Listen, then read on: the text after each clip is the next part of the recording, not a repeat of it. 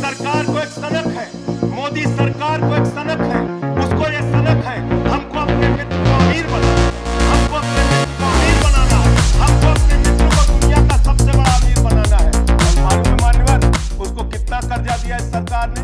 2.5 लाख करोड़ रुपए, 2.5 लाख करोड़ रुपए मान्यवर, 2.5 लाख करोड़ रुपए। पहले अदानी जी के हवाई जहाज में मोदी जी जाते थे, अब मोदी जी के हवाई जहाज में अदानी जी जाते हैं। पहले लोकल मामला था, फिर नेशनल मामला हो गया, उसके बाद इंटरनेशनल मामला हो गया। JPC to look into the findings of the Hindenburg research report. तो कई तोते थे उसके पास, लेकिन अचानक उसका स्नेह एक खास तोते के लिए काफी हो गया। गौतमी प्रवृत्ति का तोता था, तो सबको चांदी और स्टील की कटोरी मिली, उस तोते को कनक कटोरी मिली। और तोते से राजा सलाह बहुत लिया करते, और तोता सलाह भी देता था, भूत भी ठीक करता था, भविष्य की बात भी करता था। लागू करो, लागू करो, JPC लागू करो, लागू करो, लागू करो, अडानी सरकार down down, down down down, Adani सरकार चाहे वो आम आदमी पार्टी हो या कांग्रेस हो या फिर आरजेडी हो, हर तरफ से आपको एक ही बार बार गूंज सुनाई दे रहा होगा कि जेपीसी के द्वारा जांच कराओ, अडानी के जो शेयर में ये उतार चढ़ाव आया है। हिंडनबर्ग रिपोर्ट आने के बाद जो है बहुत ही ज़्यादा खलबली मच गई थी अडानी में, और ये सोचा जा रहा है कि शायद यहाँ पर कुछ घालमेल है जिसकी जाँच जो है जेपीसी के थ्रू होनी चाहिए। लेकिन सरकार बार बार ये बोलते आ रही है कि ये बाहर का रिपोर्ट है और हम इसके ऊपर क्यों विश्वास करें, इस वजह से हम इस पर कोई भी कमेटी नहीं बनाने जा रहे हैं जो कि इसकी जांच करेगा। लेकिन इन सब के पहले हमें यह पता होना चाहिए कि आखिर जेपीसी है क्या, इसके पास कितने पावर्स होते हैं, और पार्लियामेंट ये कब जो है गठित करती है, और इसका क्या फायदा हो सकता है अपोजिशन को, और क्यों बीजेपी नहीं चाह रही है कि अभी जेपीसी को यहाँ पर लागू किया जाए। मैं हूं अनिकेत झा, स्वागत है आपका खबरबाज के एक और नए रिपोर्ट में, जहां पर कि हम चीजों को बहुत ज्यादा सिंपल करके आपको समझाते हैं, जिससे कि आप चीजों को समझ पाएं और अपने विवेक से किसी भी डिसीजन को ले सकें। हमारे खबरबाज चैनल को जरूर से सब्सक्राइब कर लीजिएगा ताकि आपको ऐसे ही रिपोर्ट्स आगे भी मिलते रहें। तो अब बात आती है कि जेपीसी होता क्या है। जेपीसी को ज्वाइंट पार्लियामेंट्री कमेटी कहते हैं, जहां पर कि जो है संसद में अपोजिशन और जो साथ में जो सत्तारूढ़ पार्टी है वो दोनों ही मिलकर के एक कमेटी तैयार करते हैं, और जिससे कि किसी चीज का जांच होता है, जहां पर भी कोई घालमेल हो या फिर कोई स्कैंडल हो, या फिर जहां तक अभी आप देख रहे हैं पैसे की हेराफेरी जिससे कि लोगों का नुकसान हो। जेपीसी को समझने से पहले हमें पार्लियामेंट में कितने कमेटी होते हैं हमें इसको जानना चाहिए। पार्लियामेंट में 2 तरीके की कमेटी होती है, एक स्टैंडिंग कमेटी होती है और एक ज्वाइंट पार्लियामेंट्री कमेटी होती है। स्टैंडिंग कमेटी जो है वो अनवरत चलने वाली कमेटी होती है, जिस तरीके से कोई एक मुद्दा है हम उसके ऊपर जांच करेंगे और वो जो कमेटी है वो कभी भी खत्म नहीं होगी, लेकिन जेपीसी जो है किसी खास जांच के बाद जो है वो खत्म कर दी जाती है।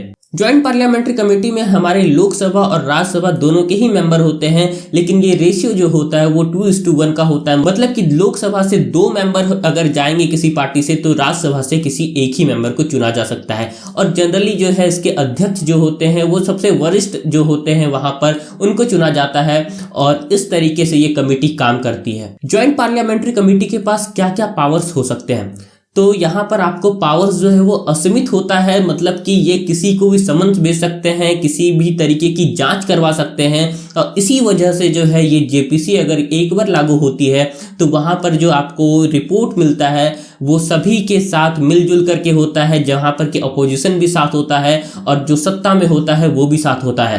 लेकिन जांच करने की प्रक्रिया में यहाँ पर कोई भी बाधा नहीं आ सकती, कोई भी इस बात से मना नहीं कर सकता कि ये सीक्रेट चीज़ है, हम इसको शेयर नहीं कर सकते हैं। अगर ज्वाइंट पार्लियामेंट्री कमेटी किसी भी तरीके के डॉक्यूमेंट को मांगती है तो उस कंपनी को या फिर जो भी स्कैंडल से वो फिर जुड़ा हुआ होगा उसको वो देना ही पड़ेगा। अब एक सवाल आता है कि जेपीसी इससे पहले गठित हुई है या फिर नहीं हुई है। जी हाँ, जेपीसी बहुत बार गठित हुई है, एक बोफोर्स के मामले में, और बोफोर्स की कहानी भी मैं आपको बताऊंगा।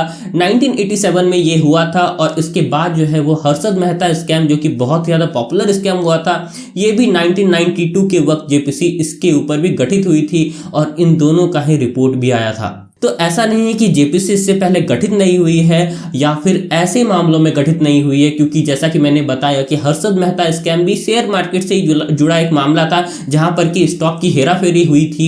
वहां पर जब ये जेपीसी गठित हो सकती है तो ऐसा नहीं कि ये मांग जो है बिल्कुल ही नाजायज है कि अडानी के जो शेयर्स में जो घालमेल देखने के लिए मिल रहा है उसके ऊपर अगर अपोजिशन ये बात बोल रहा है कि यहाँ पर जेपीसी गठित होना चाहिए, तो जी हाँ बिल्कुल हो सकता है। लेकिन यहाँ पर बीजेपी का कहना है कि जो हिंडनबर्ग रिपोर्ट है वो विदेशी रिपोर्ट है और इसके ऊपर हम क्यों विश्वास करके अपने देश में किसी कमेटी को गठित करें। तो इसके ऊपर एक जो तथ्य ये कांग्रेस बता रही है कि इससे पहले जो है जो बोफोर्स मामला था वहां पर भी एक स्वीडिश रेडियो के माध्यम से ही इस बात को सबसे पहले लाया गया था कि यहाँ पर बोफोर्स में कोई घोटाला हुआ है, उसके बाद से ही जांच प्रक्रिया स्टार्ट हुई थी। तो मतलब दोनों ही जो आपको दल मिलते हैं दोनों में ही कुछ कुछ आपको समानताएं मिल रही है। ऐसा नहीं है कि कभी भी बाहर के मामलों में जेपीसी गठित नहीं हुई है। लेकिन यहाँ पर फिर बीजेपी का फिर क्या हित है यहाँ पर कि जो जेपीसी को लागू नहीं होने दे रही है। जैसा कि आपको पता है कि 2024 में जो है चुनाव आने वाले हैं और अगर ये मुद्दा बार बार उठता रहा तो यहाँ पर बीजेपी को नुकसान हो सकता है और बीजेपी बिल्कुल भी नहीं चाहेगी कि ये चुनावी साल में किसी भी तरीके का नुकसान उसको झेलना पड़े। और ऐसे मुद्दों को जितना जल्दी दबा दिया जाए उतना अच्छा होता है। तो यहाँ पर अपोजिशन को शायद कुछ और मेहनत मशक्कत करना पड़े जेपीसी को लागू करने के लिए। और जहाँ तक लग रहा है सरकार के रवैये से, मुझे तो नहीं लगता कि बीजेपी जो है बिल्कुल इस मूड में है कि जेपीसी जो है वो यहाँ पर लागू करवाया जाए और इसकी जांच जो है वो शुरू करवाई जाए। बोफोर्स और हर्षद मेहता के अलावा भी कई सारे मामले में जेपीसी गठित हुई है, जैसे कि 2G स्पेक्ट्रम घोटाला या फिर वीवीआईपी चॉपर घोटाला। और अगर ये मान भी लें कि अपोजिशन के दबाव में जेपीसी गठित होती भी है तो यहाँ पर बीजेपी का क्या कितना नुकसान हो सकता है या फिर बीजेपी की वहां पर कितनी हिस्सेदारी हो सकती है।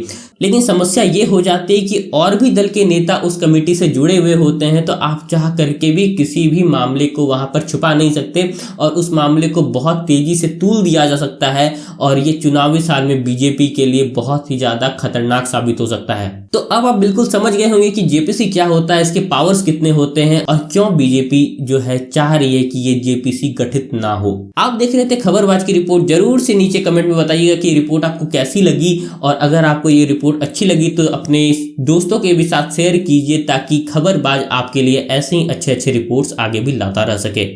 और जैसा कि ये चुनावी साल है तो आपके भी मन में बहुत सारी बात होगी जो कि आप सरकार तक पहुंचाना चाहते हैं और खास करके आप अगर बिहार या फिर इसके आसपास के रीजन में हैं तो खबरबाज आपके पास पहुंचने वाला है। ये चुनावी साल में हम लोगों का ये प्लान है कि हम लोग हर एक लोकसभा में आप तक पहुंचे, हर एक जनपद में आप तक पहुंचे, आपकी बातों को ऊपर तक लेकर के जाए और जहां तक आपकी बात नहीं पहुंच सकती है वहां पर भी इस बात को पहुंचाए। लेकिन इन सब चीज के लिए आपका योगदान बहुत ज्यादा जरूरी होगा।